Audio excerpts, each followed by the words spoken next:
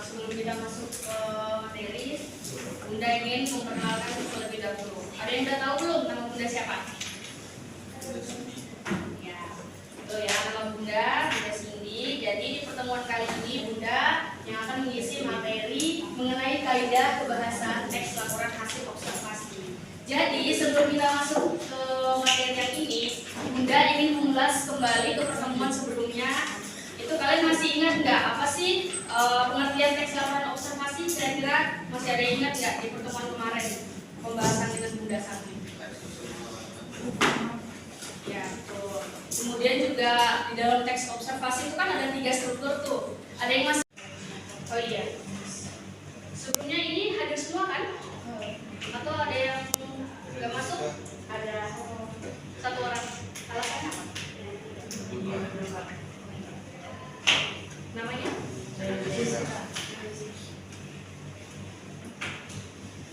Ya, baik. Kita langsung saja ke kaidah bahasa teks laporan hasil observasi. Yang pertama di dalam kaidah ini tentu memiliki nominal. Sebelumnya kalian ada yang pernah dengar nggak sih apa sih itu nominal?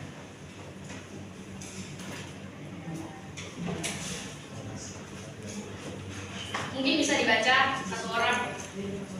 Siapa? Ayo jangan malu-malu, baca aja nih, sudah ada tampilannya, tinggal dibaca.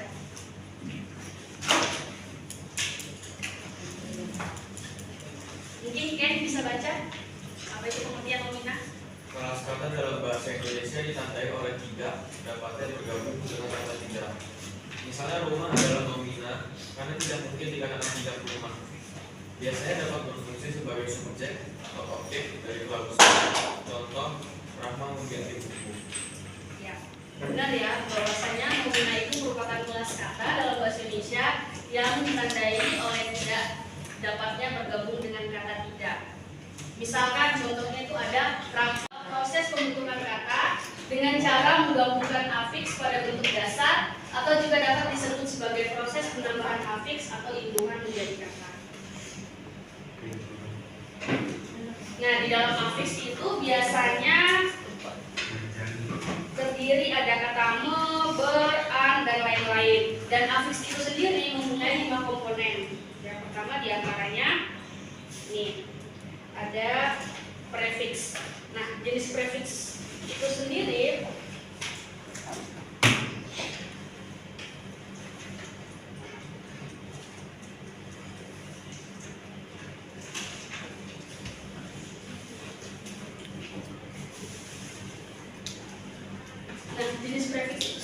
jenisnya itu ada dir, kemudian ada ter, ke, se, men, pen, pra, a, per, dan ber. Kenapa di dalam prefiks ini setiap kalimatnya menggunakan kata penghubung?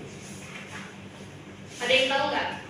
Di buku teks bahwasannya kalau misalkan mau menggambarkan tentang pengertian itu tuh selalu diawali dengan kata merupakan, yakni, yaitu. Nah, itu merupakan salah satu definisi atau populer. Kemudian contohnya itu ada wayang adalah seni pertunjukan yang telah ditetapkan sebagai warisan budaya asli Indonesia. Kemudian juga ada wayang golek, merupakan wayang yang menggunakan boneka kayu sebagai pameran tokoh. Selanjutnya ada kalimat deskripsi, yaitu kalimat bisa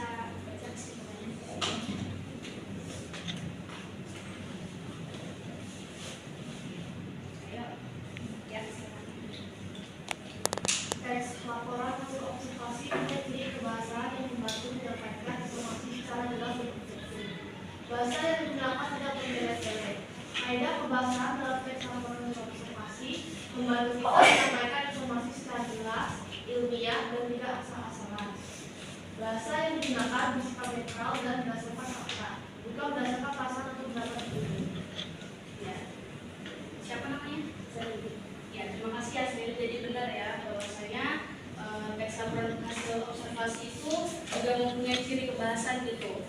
Apalagi maksudnya terutama dalam kaidah kebahasanya juga tentu juga menyampaikan informasi secara jelas dan objektif. Kemudian juga membantu kita untuk bisa menyampaikan informasi secara jelas, ilmiah dan tidak asal-asalan.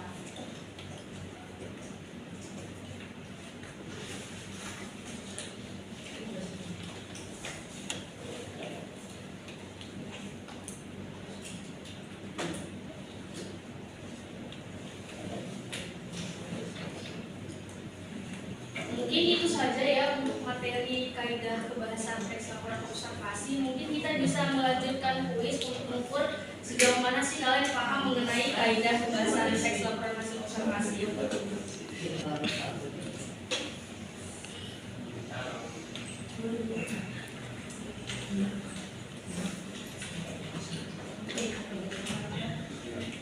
Tapi sejauh ini mungkin ada pertanyaan yang kurang paham dari teman-teman.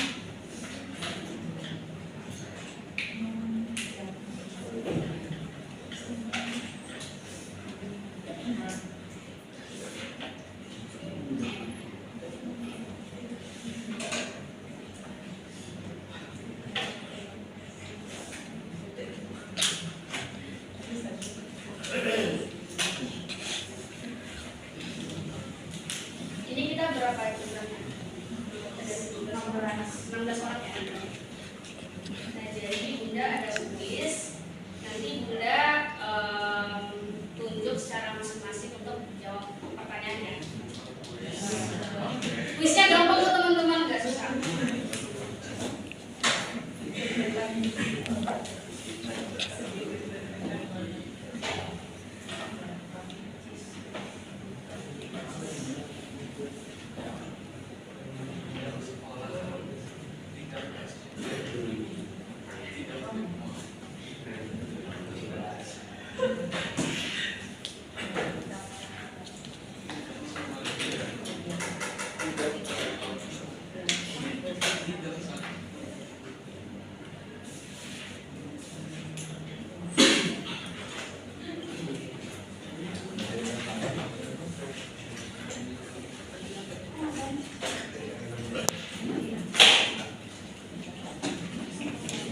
Pertanyaannya nggak susah kok.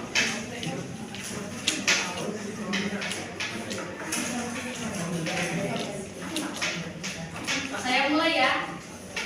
Nanti saya tunjuk satu persatu baru jawab.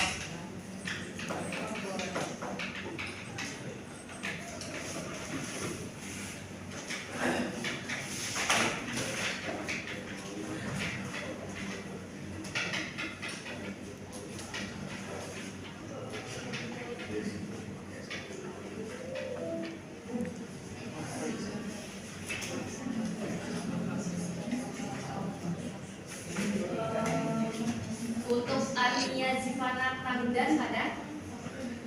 Ya. Mungkin Bunda baca soalnya ya, aku jawab ya. Soal pertama, teks yang menjelaskan informasi umum tentang sesuatu seperti alam, tumbuhan, hewan, dan lain sebagainya berdasarkan fakta dari hasil observasi yang telah dilakukan. Uraian tersebut merupakan pengertian dari teks laporan hasil observasi ya. Kita kunci jawabannya. Ya benar. Tepuk tangan dulu teman-teman.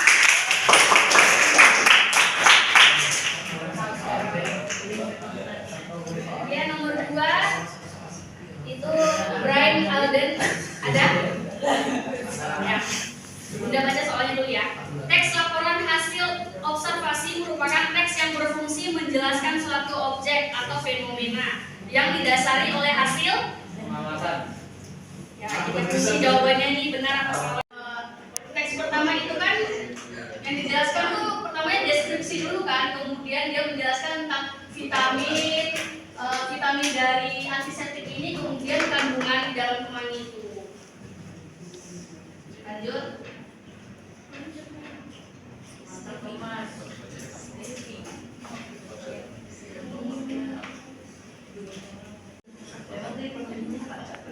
Iya, kan Bunda Aca. Jason Immanuel. Soalnya yaitu nomina dalam teks laporan hasil observasi biasanya berupa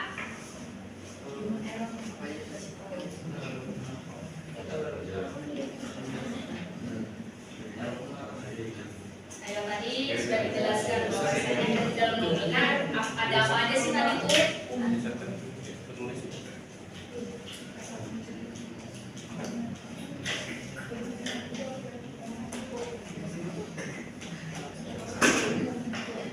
Mungkin itu saja yang Ibu bisa sampaikan.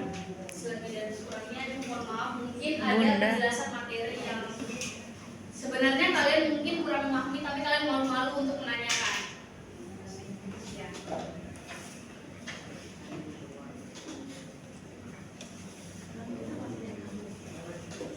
Mungkin nanti untuk pertemuan selanjutnya bisa dipertegaskan lagi oleh Bunda Sari, dijelaskan ulang lagi mengenai teks kaidah laporan hasil observasi. Masuk lagi sini.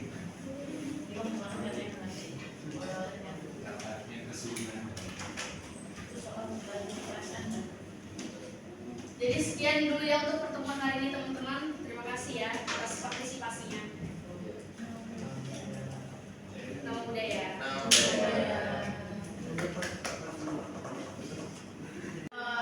Teks pertama itu kan yang dijelaskan tuh pertamanya deskripsi dulu kan, kemudian dia menjelaskan tentang vitamin vitamin dari antiseptik ini, kemudian kandungan di dalam kemani itu.